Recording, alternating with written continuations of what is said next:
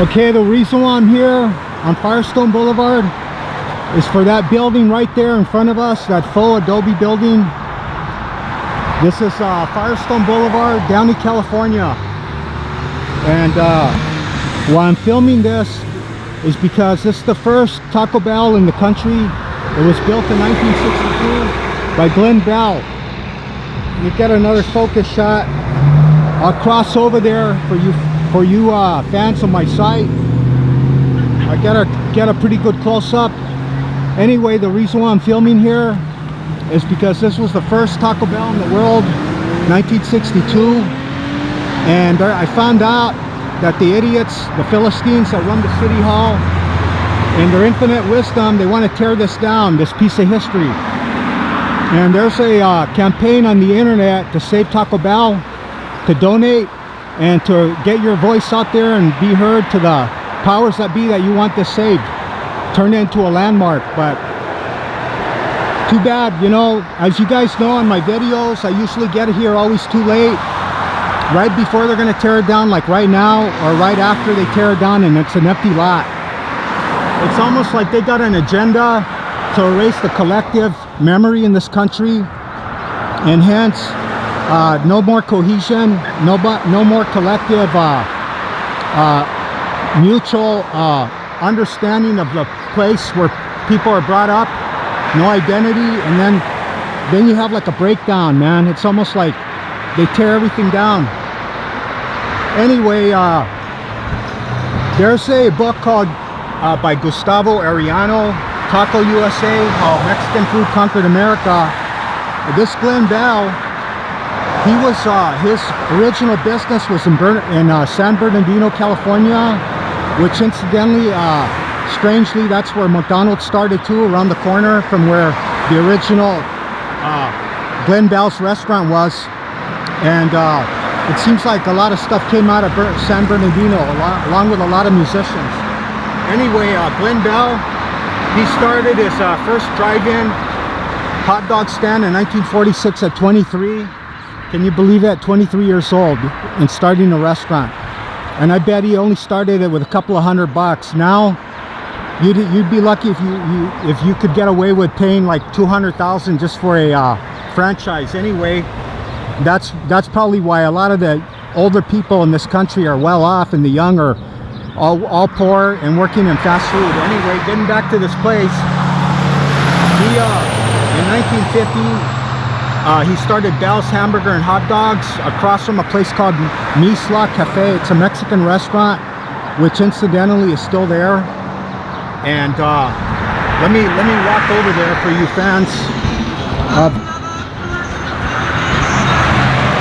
Let me walk over there for you fans of American culture, American popular culture. Like I was saying,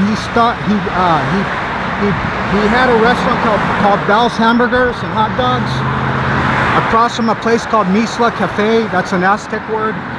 And he saw the people in line, and he saw that they were really obsessed with eating tacos, Mexican tacos. So what he did was he went over there, got friendly with the cooks, and they showed him how to make hard shell tacos. And then right after that, in 1952, he started a place called Taco Tia. And then, I guess by the mid to late 50s, he started a chain of 4 taco stands called El Taco, which incidentally, there's still 1 or 2 here in Bell Gardens in Downey, California. And by 1967, he had 100 restaurants. And like I said, Downey also has the oldest operating McDonald's in the world.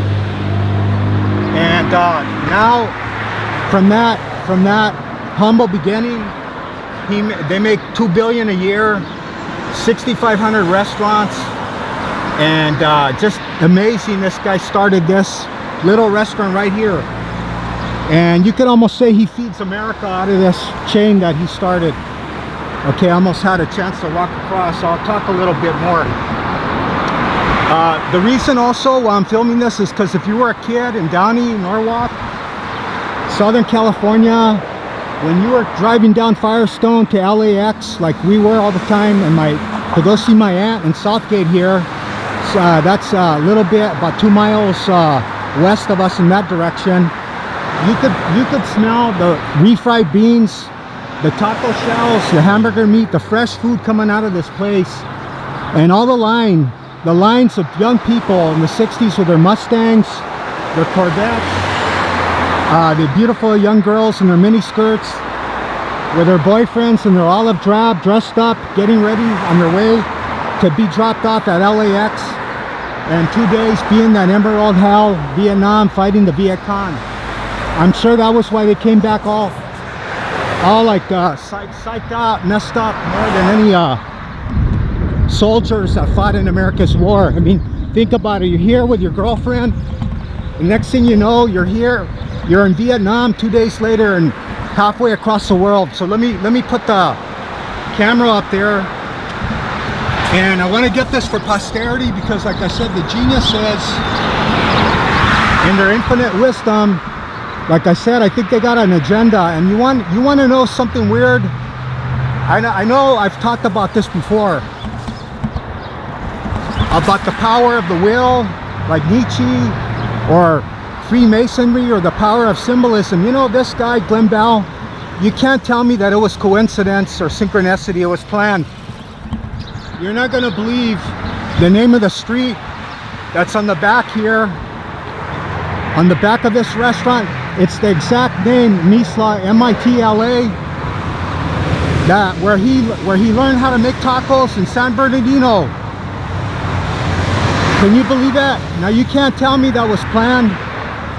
I mean, you can't tell me it was coincidence. It had to be planned symbolically. This street back here is called MITLA. And like I said, if you know anything about the power of the will, symbolism, Freemasonry, that can't be coincidence. Let me go right here. This block was built way before Glen Bell built this restaurant. There it is, MITLA. I'm probably the first one to ever bring that up. And if you were a kid in the 60s and you came here, all Taco Bells had a big fire pit in front, and they had a goofy bell at the top, like a mission style, Southern California mission style motif. And it was just a cool place. All the music, all the electricity in the air. Every car was playing the Beatles or the Rolling Stones or the Beach Boys. It's just hard for me to manifest to the world if you didn't live in that time. It was a youth-orientated environment world.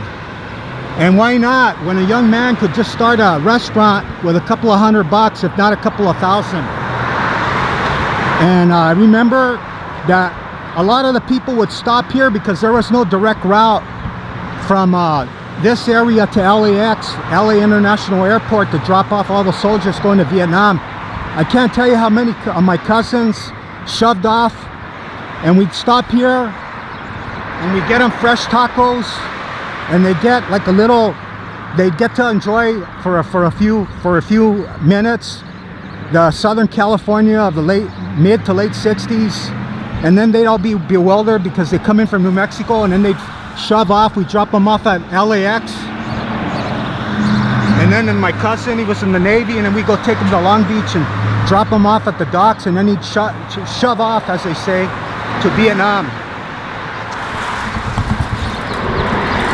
Okay, well, I want to get this for posterity, and like I said, it's almost like an agenda to erase the collective memory. And what do you know, right there, what are the odds? A Taco Bell, and you'd think that the Taco Bell Corporation would want to save this place. I don't get that. So it was just a wonderful time to be a kid in the mid to late 60s. And right there, that was a burrito place for a long time, fresh burritos. And then they had like a bar next door right there. But there's pictures of the way this place looked in the original motif, with a man with a serape. I guess they figured that's too like racist or whatever. They got rid of that. And I just think it's odd that, again, symbolism, he opened this place on the Spring Equinox, March 21st, 1962. And again, I would encourage a lot of you out there watching my videos to read a lot about symbolism and the power of the will, because what are the odds? He opened this on the Equinox, and then he built it in front of the same, he built it in front of a street with the same name as the same place where he learned how to make the tacos that gave him all this vast wealth, Glen Bell. So when you were a kid in the 60s, Taco Bell was practically on every corner. You could smell the fresh beans, and what with it now being freeze-dried, it's not the same thing. So ironically,